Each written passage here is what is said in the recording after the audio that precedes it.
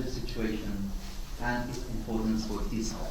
So we have the purpose behind this presentation, in fact, is spreading the awareness of the dangers of linguistic genocide, specifically in regards to the Kurdish situation, and the agency we as TESOL professionals have in maintaining or preventing language death and language genocide. Because as we know, the responsibility of the ESL teachers or teachers in general is not just in the classroom, they have more than that. So awareness of the genocide and such issues is very important. So our presentation will go through this. First of all, we'll give you some background about the Kurds and population, and within the framework of linguistic human rights and critical race theory and its implications for the situation of Kurds, and my personal experience with the violations that took place in Iraq, and at the same time we will focus on the patterns of violations in the region, including Iraq, Turkey, Syria, and Iran, and as a result of that, some attitude toward Arabic, at the same time desire for English language in the region. And we will end it with some recommendations for TESOL educators, at the same time some recommended books for to be used in the classroom. So I start with giving you some, in fact, like 2015 is the 26th anniversary of a physical genocide that took place in Iraq, Halabja city, as the first time in history to be, to be gassed by like your ruler, by chemical weapons. That was March 16th. And that was the most tragic event and massacre took place in Iraq. And that was one of the reasons behind selecting this topic, in fact. And you can see here, this is the statue of Halabja. And maybe then you'll ask, okay, but who are the Kurds? Maybe not all of us know a lot about the Kurds. The Kurds, according to a lot, like some figures and some numbers, it's about 25 to 35 million around the world. This number might not be very accurate for different reasons related to the political situation. At the same time, the states or the region where the Kurds are, like the government, they try to reduce the number in order to minimize them. At the same time, the Kurds might sometimes exaggerate the number. So the number is around this figure. As you can see, the number is very equivalent to the number of the population of the Canadian in 2014. But in spite of having so many Kurds around the world, they are the only stateless ethnic group in the world, in spite of having around 35 million or 30 million. The majority of them live in Turkey, Iraq, Syria, Iran, and Armenia. According to this map, as you can see here, this green area is where the kids are living there. In that, this is the original, this is like the inhabitant of this area. This is like it's expanding from Iraq, Syria, Turkey, and part of it in Armenia and Iran. So, as I said before, it is the fourth largest ethnic group in the Middle East after Arabs, Turkmen, and Persian. So Turks and Persian, and it's the largest ethnic group in the world without a state. So the population, as I said before a few minutes, there is no official figures of the number of the Kurds because of the reasons I talked about. And but they are spread in these regions that about 18 to 20 million are in Turkey, and 8 to 9 million in Iran, 5 to 6 million in Iraq, which compares about 25% of the population, and 1 to 1.5 million in Syria, and about 500,000 in ex-Soviet Union, some countries there, and about 1 million there are around the world, especially in Western Europe, Australia, and Canada, and some other countries. And the origin of the Kurds. The origin of the Kurds, they are very ancient in that region that I showed the map before, but there's no strict beginning of the Kurds. When did they start exactly? But we know the locations. The location is that exactly the one we talked about before. In fact, according to a lot of scholars, the Kurds are the native inhabitants of that area, like that, standing around the Zagros Mountains in the region, in the Middle East. even they're so ancient, they were mentioned in the biblical maps as they originally descended from the Medes. So they are very ancient. And the Kurds population occupies, as I said before a few minutes, the territorial limits of the Zagros Mountains in Iran, Turkey, and Syria. So the Kurdish, because of all of this, like origins and the beginning of the Kurds' identity is different from Arabs and Turks and Persians. But there is one common ground here. They are Muslim. The religion, they combine them, but the ethnicity is not combining them. But in spite of being different, like in the region, Arabs, Turks, and Persians were trying to like melt them in one identity. No, you are not different identity. You don't have a different race. We are all one. You should be part of our dominant group. And that was that's one of the topics that you're talking about today. As I said, religion is the common ground.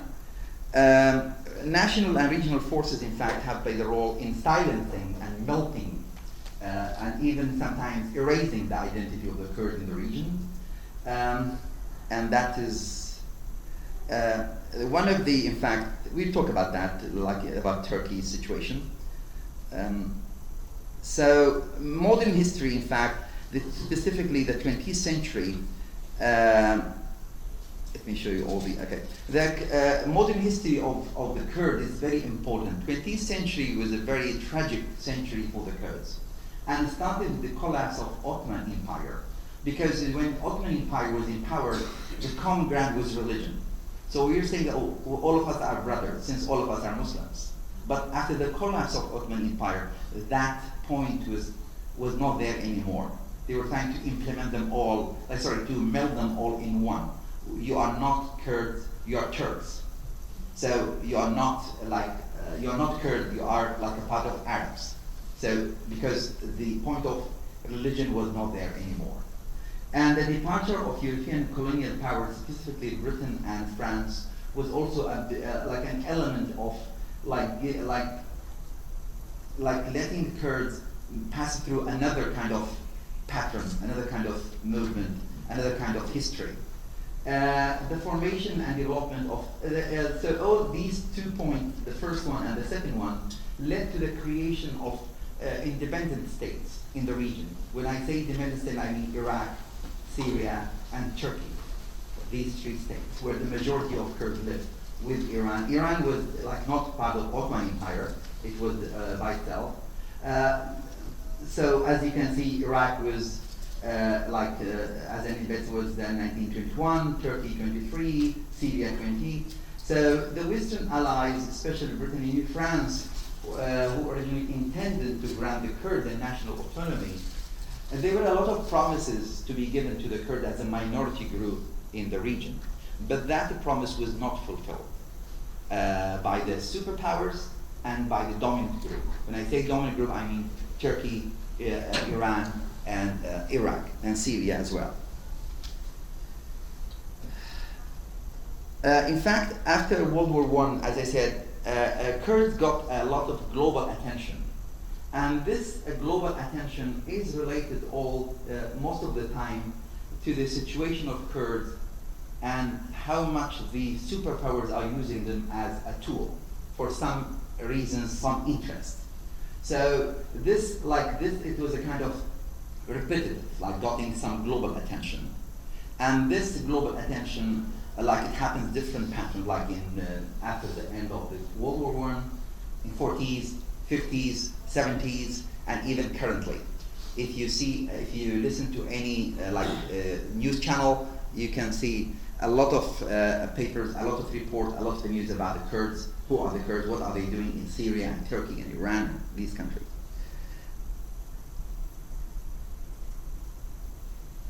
In fact, when I said the 20th century it was the most tragic century because there is a lot of oppression, several kind of genocide took place in that century.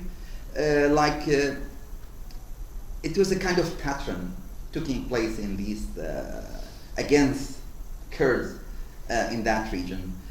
In fact, you know, 1970s was a very important year for the Kurds, and even before that, the national movement was starting to be flourished, but that one didn't reach a certain level because of the U.S. and Iran. They sold them out to. I'm talking here specifically about the Kurds of Iraq. So in 1975, the Kurds sold out by the U.S. and Iran to Iraq, again for some interest.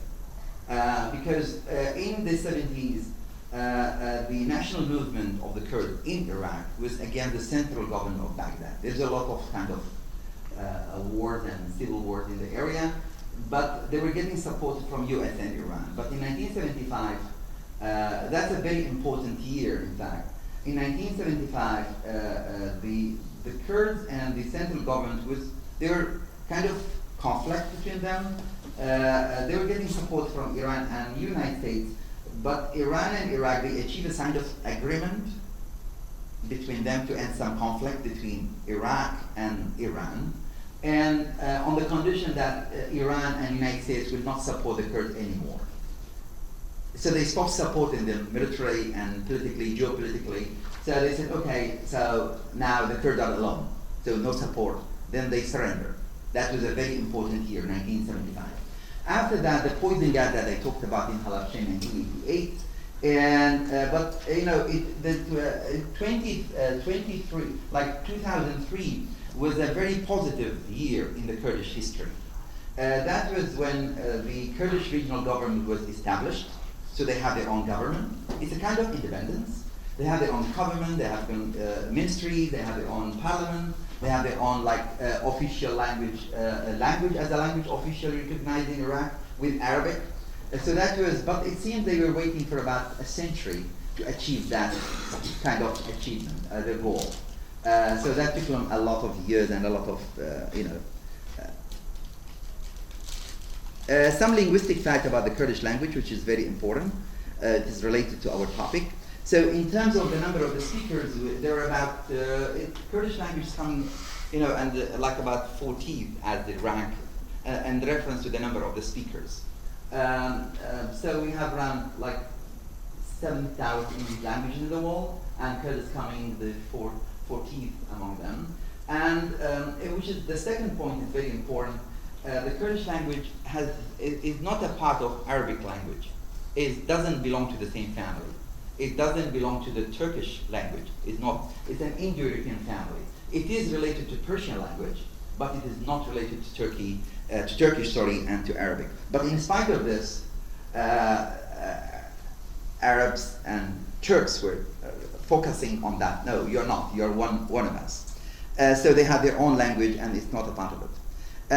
Regarding the language itself, it has two main dialects, or two languages, Kurmanji and Surani, and it's written in two different formats. In Turkey, a part of Turkey and part of Iraq, they use the Latin letters, but the kind of formatted one, different format. And in Iraq, they use the Arabic letters, and even in Iran, but again, different forms. Just format is different, the alphabet. So why this is important, Mr. James will focus on that. Thank you. So now, while it's important to be educated about different topics around the world, different populations, you might be wondering, what is the relevance to this topic, to TESOL? And I'm going to go ahead and refer back to our original stated purpose of this presentation. We believe that spreading awareness of the dangers of these acts of linguistic genocide is a good source in itself, and that it shows the agency we as TESOL professionals have in maintaining and preventing language death and language genocide through our practice. We're the harbingers of a new language, right? We don't want to step in the same set of footsteps that the dominant powers in this region have created for us. So to begin with this, we looked at a couple sets of theoretical lenses, and we sort of meshed them together. And the first one we looked at was linguistic human rights, and as defined by Francesco Capitore in the UN study on the rights of people belonging to ethnic, religious, and linguistic minorities in 1979, linguistic human rights stands as the indelible human and civil rights regarding both individual and collective rights to choose and practice language in both the public and private sphere. So this is the ability to speak your language and use your language, and not to have to hide your language. Now, under this document, the Kurds are protected as a minority group, as defined by this document, a group that needs protection, that do not have their own state. They are a group that has seen constant linguistic human rights violations against them. And these language rights are guaranteed not just by Francesco Capitore, but a wide range of documents. The International Covenant on Civil and Political Rights, the European Covenant on Human Rights, the United Nations General Assembly on minority rights, and a wide variety beyond this. Right? We could write a whole paper about the various documents that guarantee these rights around the world. And so you might be asking, what are these rights? And while there are many different rights based on these documents, I'm going to go through with just 5 of them. And these might seem very obvious to some people, but these are rights that are denied to the Kurds in all 4 of these countries. So first, I think the most obvious one, the right to use your own language. All right? The right to be able to use it in public, the right to be able to use it in private. Non-discrimination against your population for using your language. Freedom of expression. I know in America and Canada, this is something that is intrinsic to our society. All right? And this is something that has been denied to the Kurdish people. Also the rights to express culture and the rights to fair trial. These seem like very simple things, but there's a pattern again and again in these countries of these being violated. Now, looking at our second lens, critical race theory, we have a definition here by the legal scholar Roy Brooks. This is a theory recognizing racism as a defining power structure in place between minority groups and the dominant group. It identifies and challenges existing power structures which promote the marginalization of people of color. Now, this affects people of color not as individuals, but as a group. We're looking at this as a macro level, the entire Kurdish population, and how issues of oppression keep treading on their rights, okay? Now, in this critical race theory, there are 6 important tenets. I'm going to list them up here and go through what exactly they mean. So one of the first and most important tenets is that there's racism in society. This is saying that there's racism everywhere, and we cannot solve this through colorblind tactics, right? By dismissing the concept of race, we will not find a solution towards ending this system. The second benefits dominant groups. This shows that there's little incentive, specifically in this region, for Arabic, Turkish, Persian dominant groups to end this cycle. They need as many allies as they can get, because the dominant groups in this region are not here to help them. The third one is that racial categories can be changed or retired when needed. As Nazar spoke, this is something that we've seen in the Kurdish region. Groups being, all right, you're a member of the Ottoman Empire. Okay, now you're not a member of the Ottoman Empire. You must dissolve yourself into our country, right? It's a constant changing of what it means to be a Kurd, not by the Kurds themselves, but by the people who are dominating this region. Our fourth tenet is that the forms of discrimination change over time. These might be economic discrimination, locale discrimination, marriage rights discrimination, right? There's a variety of rights that can be trampled on, and these can be changed and flirted with depending on the political situation. Our fifth point, fifth tenet for critical race theory is the need to recognize differences. Now this is important in that there are differences within and outside of the Kurdish population, right? There's difference between Kurdish population in Syria, Iraq, Iran. We don't want to essentialize all Kurds together, but we do want to recognize that their rights have been trampled on as an entire group in all 4 of these countries. And the final tenet is the importance of counter-narratives, all right? And this is as a tool to properly educate, this is a route to educate the dominant parties in these regions, is hearing the voices of the people that have had their rights trampled on. Because many of the people within these regions, they're not aware of what the political situation, what their government is doing, right? They're told by their government, the Kurds are part of us, right? They don't need to use their language, right? They don't understand this. And without hearing from these people, without expressing it through this counter-narrative, it's often hard to bridge that gap and educate people about what is going on. Now, this critical race theory lens and this linguistic human rights lens lend themselves to each other on a broad level, but have seen little use together in research. We found this in our research that there's very few documents that looked at each other, and there's a few reasons for this, but we believe that we can push them together because of what they have in common. So the first, identifying intergroup discrimination. Linguistic human rights starts on that basis. Discrimination by the dominant group on linguistic grounds against a non-dominant group. Critical race theory also looks at this, right? How do these dominant groups come in and take away the rights of the people that they are dominating? Our second point of intersection is advocating rights of non-dominant groups. Both of these theories, that's the foundation of what they are about, right? Looking at groups that are not represented fully in society and saying, how can we rectify this tragedy of why they don't have a voice? Our third intersection is that critical race theory is typically a Western theory dominated mainly in North America, but we believe that looking at it in a non-traditional international context, we can find many things that lend itself to each other. And finally, our dominant group opposition to ethnicity, race, right? This is the defining point, right? Race and ethnicity are relational concepts that set one group of people apart from another. This is a quote from a great research paper by Kubota and Lin. And we feel that this is how these theories mesh themselves together. And now Nazar is going to talk about patterns of linguistic human rights and critical race theory violations in Iraq. Thank you. So, in reference to what James was talking about the pattern, and the one of the policies, in fact, was implemented in Iraq and Syria. It's called Arabization. Syria, James is going to talk about it, but Arabization was done in Iraq, and some scholars even they call it silent genocide. It's not like a physical genocide; it's a kind of silent one.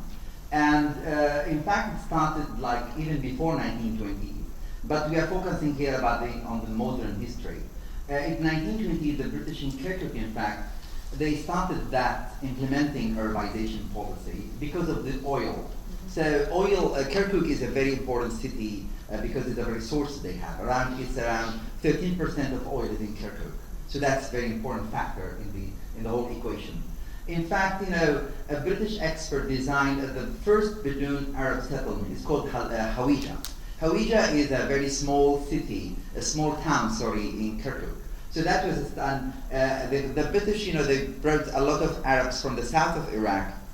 They placed them there, though they don't belong to the same group, just to invest in their experience in the oil. So they started from that, changing the demography. And Britain helped, in fact, King Faisal when he started to be the first king in Iraq, to suppress the Kurds and set an example for subsequent Iraqi rulers in how to Arabize Kurdish land. And even some of them, in fact, they endorsed that. So the pattern is the Western powers, in fact, kept silence about the policy, and in fact, they endorsed it, as I said. And during Saddam, in fact, during Saddam regime, this Arabization policy was highly intensive and highly done.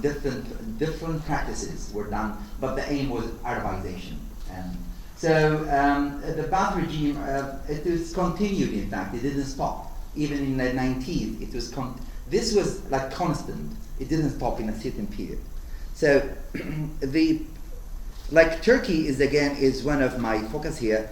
Regarding the region itself, in fact, Turkey is regarded by some scholars as the worst country, in fact, in the world for linguistic genocide against the Kurds, and that is done by many scholars and is highly documented. So I like this, in fact, quotation by Edmund Spencer saying, "For it had always been the use of Confer to despise the language of the conquered and to force him by all means to learn his language." So that's exactly what happened in Turkey. So the state promoted the use of Kurdish on grounds of national security, and that was one of the reasons, or that was one of the factors they always used. Oh, the Kurds, you have to speak Turkish, you have to forget your language, and that is the Kurds are the reason behind separating, they're all calling for separatism, being away, dividing the Turkey, and that was used against the Kurd all the time. And this Kurd was denied. In fact, in Turkey, Turkey, they never say the Kurd, even the Kurd exist. They denied even the existence and the existence of a language as well. And banning the use of alphabet. It was so extreme, even some alphabets were banned. So the letters Q, W, and X, since they exist in Kurdish. So for example, if you, I'll show you later in one of the slides, the word like Nowruz, which is the New Year of Kurds. In Kurdish we write it N-W-R-O-Z. But if you are in Turkey, you cannot write it that way. You have to write it N-E-V-R-O-Z because of the letter W. So it was so extreme.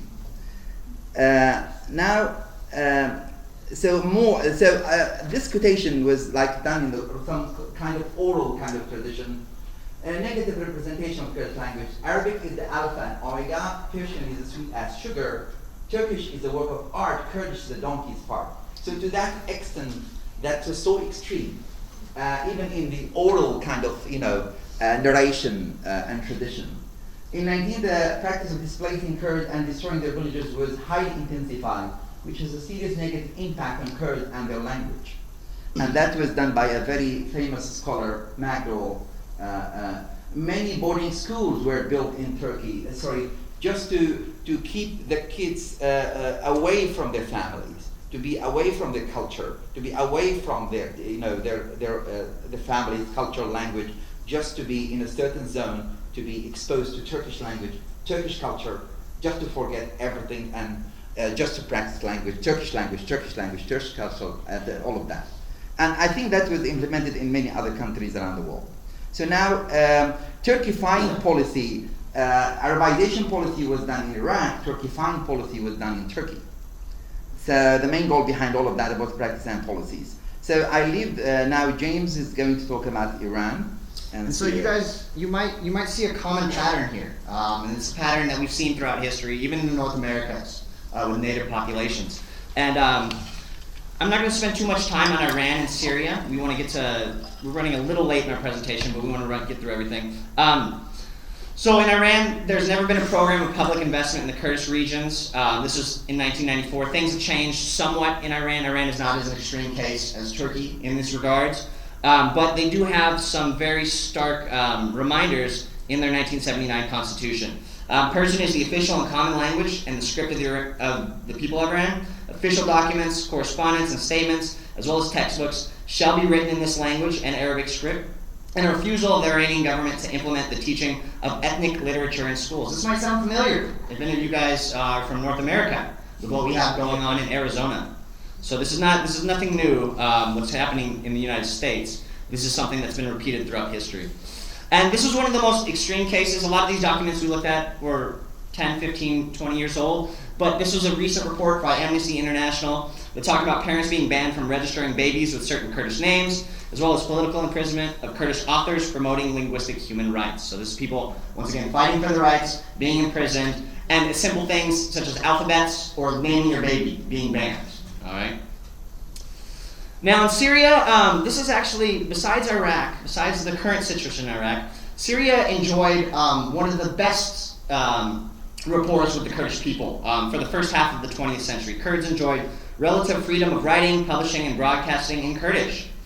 This is not the case now. In about 1963, 120,000 Kurds were stripped of their Syrian citizenship and were not allowed to go to hospitals, marry legally, many things that you are not allowed to do if you do not have citizenship in this region.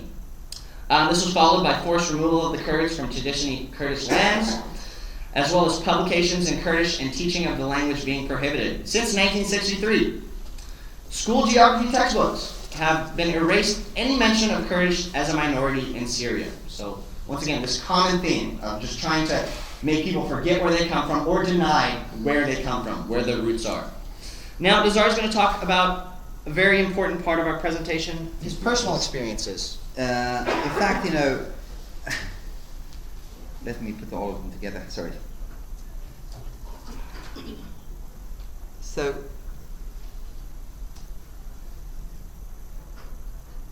yeah.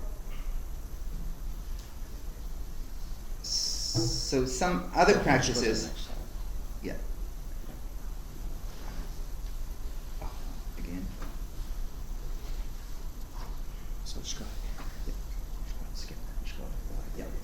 So in fact, I focus on my language and my identity. That is my personal story. So I start, with this quotation: when you lose a language, you lose a culture. And intellectual wealth, work of art, it is like dropping a bomb on museum-like look. So this is kind of visual, like a picture about what exactly happened to myself. I didn't have access to my first language, so which means I couldn't have access to my culture, and I couldn't have access to tell a story, to read a story for my kids, because I didn't have access to be taught in my Kurdish language. So that was really a sad experience, tragic experience with a lot of consequences on the personal level, cultural level, and even a professional one. That caused a lot of incompetency because I cannot read and write in my language. I can read and write in Arabic, I can read and write in English, but not in Kurdish because of not having that option to get that to be taught. And so there was a lot of mocking and humiliation against my language, against my culture, because of being not from the dominant group.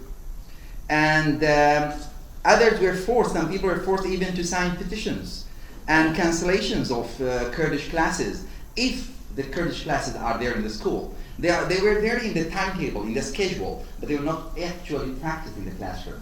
So even if it's there, but they can use it for science, for math, for Arabic, for art, but not for Kurdish. It is in the schedule, but it's actually no classroom.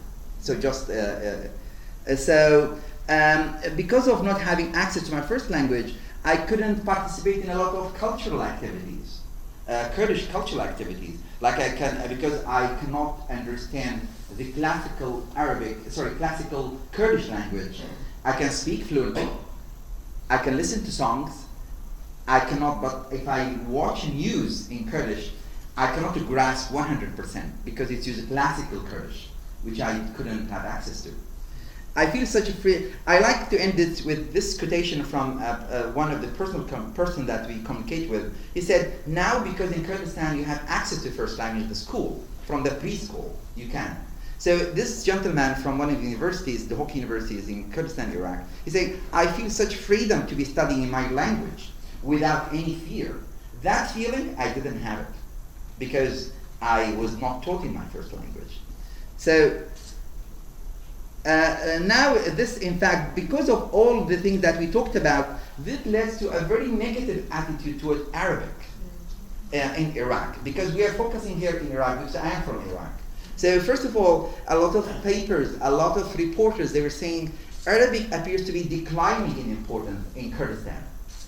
And Arabic reminds us of all massacres and awful oppressions, tragedy that was done by the central government of Baghdad.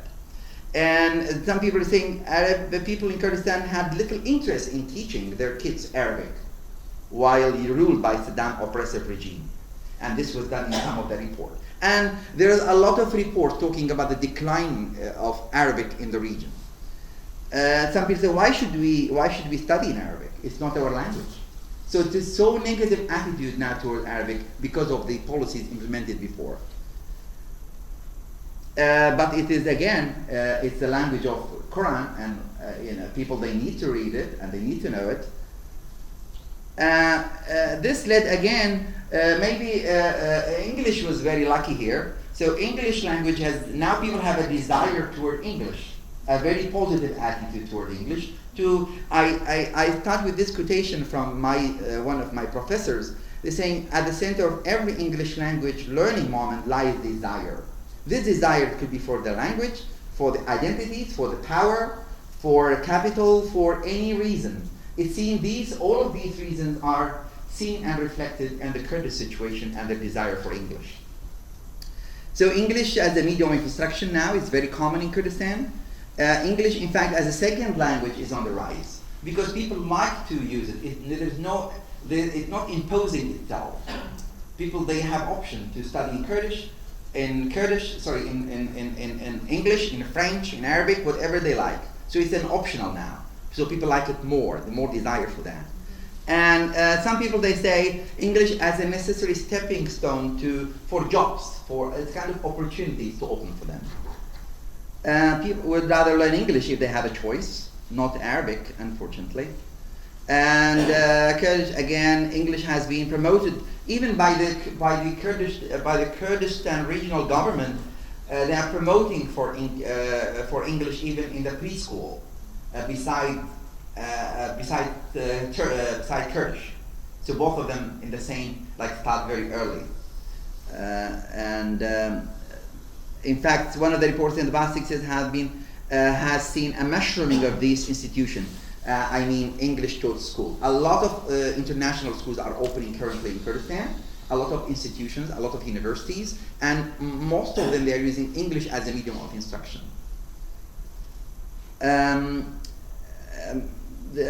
So there's a lot of things about the desire, like international languages and international language.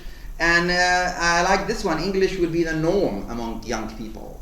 So there's a lot of quotations about the desire. So now maybe I'll leave it to James to talk about this part of the presentation. So after talking about this, we wanted to talk about a summary of these historical and theoretical intersections, how they're related to critical race theory and linguistic human rights. So the simple denial of the existence of Kurds as a distinct ethnic group, this is a direct critical race theory violation, denying people what they have, their identity, their power. The Arabization, Turkification, Persianization policies of silent genocide, these are severe linguistic human rights violations, followed by displacement, policy of containing Kurdish nationalism through these policies, right? There's a wide range of critical race theory violations and linguistic human rights violations. But due to brevity of time, we want to go ahead and get to our recommendations for you as TESOL educators. And we want to start this with an Aboriginal quote by an Aboriginal activist in Australia, Lilla Watson. Some of you might be familiar with her work. This is one of my favorite quotes, and I think it's very prescient to this moment.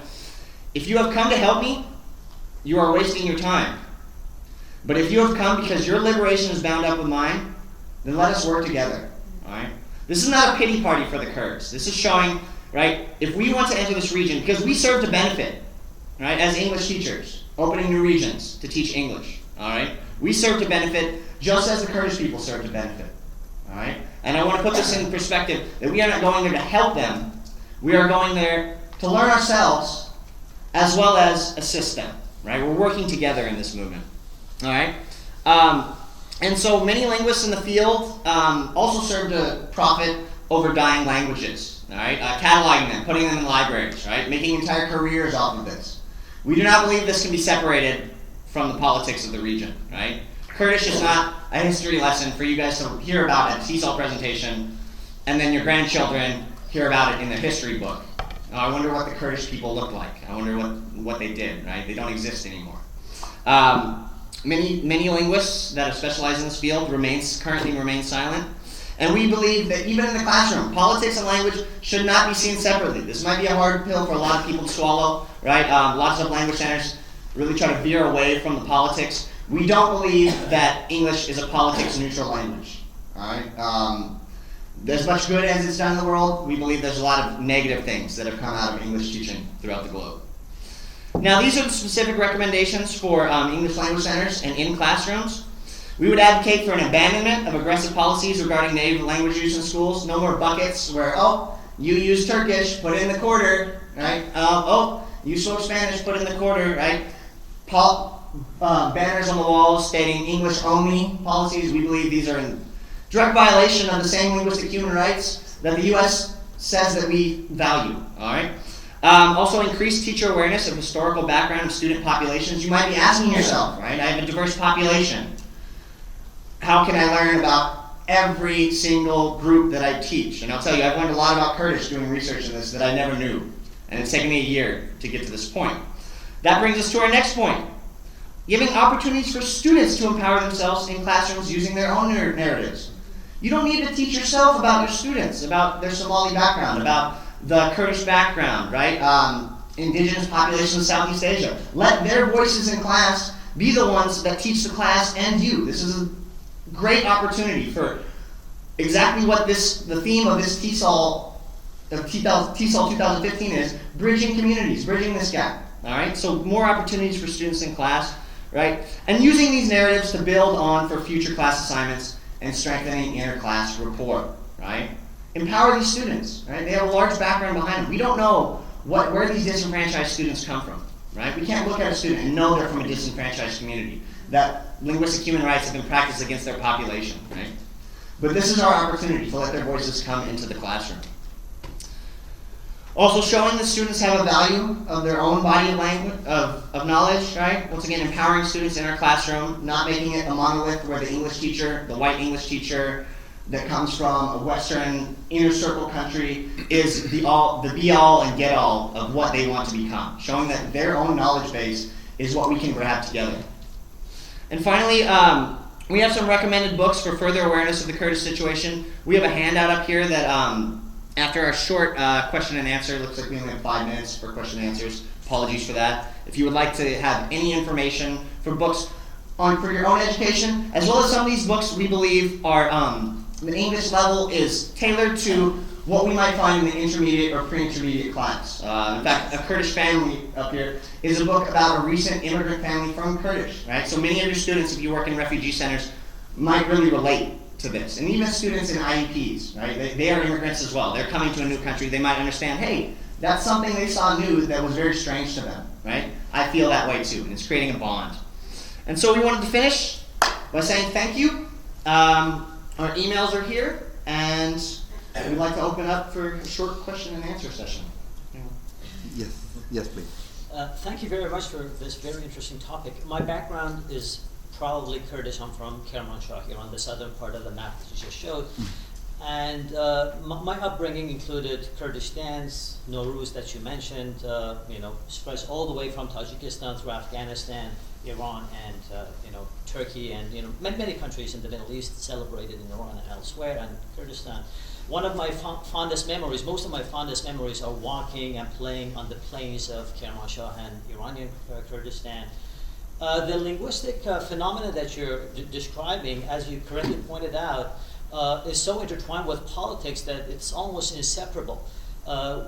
Perhaps it's a bit far-fetched to call it genocide, especially in the case of Iran, because that kind of discrimination is pervasive. Persian is the common language, and other languages that are spoken in Iran are equally discriminated. I know a little bit about morphology and phonology of Kurdish. I teach my children, Kurdish nursery rhymes to the extent that I'm familiar with, and I'm always, hoping that one day I will be able to, speak it. Unfortunately, that was not part of my heritage. But my question is, why should Iran, with all those vast differences, acknowledging the discrimination that you are pointing out, should be put in the same pod as places where actual genocide did take place, like in Iraq and like in elsewhere that you pointed out? Can I take this one? Yeah, okay. So this is something that Nazar and I actually talked about with our professor when this came out of a class on race and empire in TESOL about a year ago, and Nazar actually, he was the first to mention, asking, the situation in Iran is not exactly a linguistic genocide compared to these others, right? And after further talking with our professor, we felt that just because it's not as severe as the situation in Turkey or the situation in Syria, that violation of linguistic human rights are still violations. And that this is a regional concept, and that as we talked about in the situation in Iran, there are many severe instances where specific rights have been taken away. And we don't want, once again, we don't want to essentialize the entire region as just one region of linguistic genocide, but we do want to recognize that these rights have been downtrodden in all 4 of these countries. And this is very well documented in much of the research on the Kurdish problem, or the Kurdish question in the region. Yeah, thank you, James. In fact, what's common in this region regarding Kurdish language, because every person has the right to be taught in his mother tongue as a medium of instruction. Yeah. That option is not there, even in Iran. There are no schools in Iran to the kids, they have access to first language. They can speak it in the street. They can listen to the Kurdish songs. They can put on Kurdish clothes, but do they have schools in Kurdish languages in Iran? That option is not available. Yes, it's not as extreme as Turkey, but having that right, it's coming under that category. So there is a violation of linguistic human rights, but it's not as, because we are not supposed to compare ourselves to the most extreme examples, right? Because yes, Turkey is the worst example in that region, but in Iran, that is this violation. If this is answer your question. But and that's similar to the yeah. observation you made right here in Toronto. Aboriginals cannot have their own official language taught to them. So that's a global problem. Absolutely. Yes. This is Yeah. the hand backwards. Thank you for your question. Are there any other? Yes. Yes. Because the Kurds have been so persecuted, do you think that they would feel safe? Say we had a student in our classroom and you're encouraging us to encourage them to take pride in being Kurdish, but do you think that they feel safe after all these years of being persecuted? In fact, for being away from that region, so they have a zone here in the United States, for example, or in Canada, or like in wherever they are live. Yes, in fact, because when you have that feeling that you are safe to express yourself and thought and talk about your culture and language to practice it, yes, why not? Every person is proud of his culture, but you have to give them that option. You have to give them that environment, that setting. Yes, why not? Yeah, this is what I feel from the community I meet in I'm from Seattle, like Washington. Yes, that option is there, and they are practicing that, and they are very proud of their culture and history, in spite of all these oppressions. Yeah. And unfortunately, it looks like we're out of time. But Nazar and myself will be in the hallway if any questions you might have about this topic. There's a handout. We also have a handout that lists what we've talked about, as well as books that can educate yourself, as well as your students about the Kurdish situation. Thank you very much for coming. Thank you. Thank you. You're welcome. Thank you.